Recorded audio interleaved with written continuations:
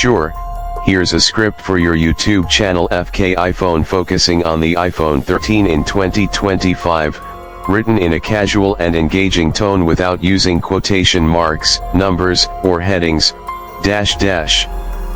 Welcome to FK iPhone, where we dive into everything Apple won't tell you straight up. Today we're throwing it back to the iPhone 13 in the year 2025. This phone is like that one ex you keep thinking about. You moved on, sure, but sometimes you wonder if they were actually the best you ever had. So let us break down how the iPhone 13 holds up today in a world of foldables, AI-powered everything, and titanium frames. First off, let us talk features. The iPhone 13 came in hot back in its day with a chip that still performs surprisingly well today.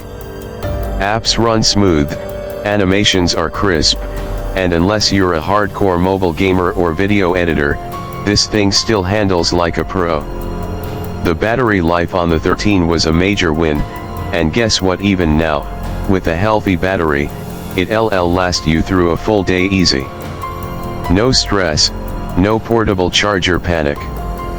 Face ID is still super fast, maybe not on par with the latest under-display tech, but it's reliable and secure. The iPhone 13 doesn't have the always-on display like the newer models, but some people actually prefer that. Less distraction, more focus. And yeah, you still get iOS updates, which means your apps are secure, you get the latest features, and it doesn't feel outdated software-wise. Camera-wise, the dual lens setup still takes sharp photos with excellent color balance.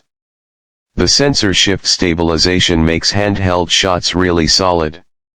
Low light performance is decent, not mind-blowing like the new periscope setups, but for most people it's still very Instagram-worthy. Video still top tier. Cinematic mode was a cool trick back then, and it still looks great now. You can vlog, shoot reels, and make content that looks clean without needing a full-blown camera rig. Now let us talk about the exterior. This phone still looks premium with its flat edges and glass back. It's got that classic squared-off design that people either love or love to hate. Compared to the newer titanium builds, it feels a little heavier, but some folks like that solid, old-school feel. The aluminum frame gives it that nice matte finish along the edges, and the color choices were kind of iconic. Midnight, starlight, pink, blue, they all had their moment. The notch is still there on the front, not dynamic island, but it's one of those things you stop noticing after a while.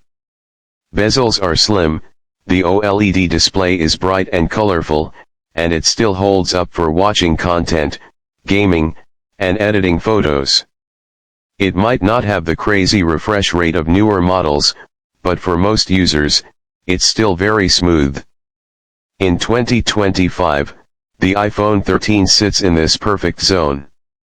It's not the flashiest or the fastest, but it nails the essentials.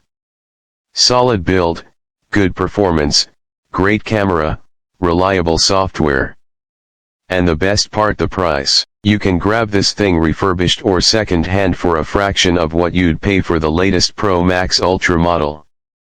That makes it one of the smartest buys right now for someone who wants an iPhone experience without selling a kidney. So here's the bottom line.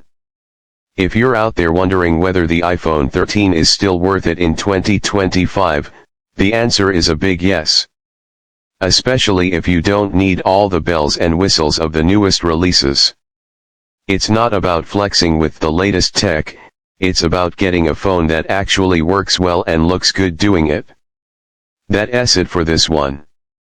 Make sure to hit that like button if this video helped you out, and subscribe to FK iPhone for more raw, real takes on Apple gear.